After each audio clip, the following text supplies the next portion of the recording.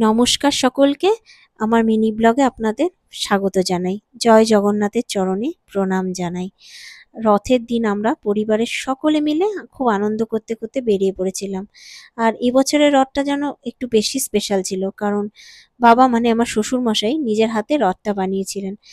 কারণ আমার মেয়ে প্রতি বছর যে রথটা নিয়ে বেরোতো সেটা হালকা হওয়ার কারণে এবড়ো-খেবড়ো রাস্তায় নিয়ে যেতে খুবই অসুবিধা হতো। কিছু কিছু জায়গায় তো হাতে তুলে নিয়ে যেতে হতো। সেই জন্যই বাবা এই রথটা বানিয়েছেন।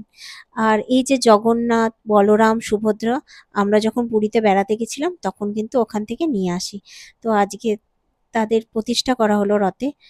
আর আমার মেয়ের তো আনন্দের কোনো ঠিকানাই ছিল না। আর কথায় আছে, ছোটবেলা থেকেই শুনে এসেছি যে রথের দড়ি টানলে নাকি দুর্গা আসে। আর ছোটবেলা থেকেই এই দিনটা এলে আমারও খুবই আনন্দ হতো সকলের মতো। আর অপেক্ষায় থাকতাম কবে দুর্গাপুজো আসবে।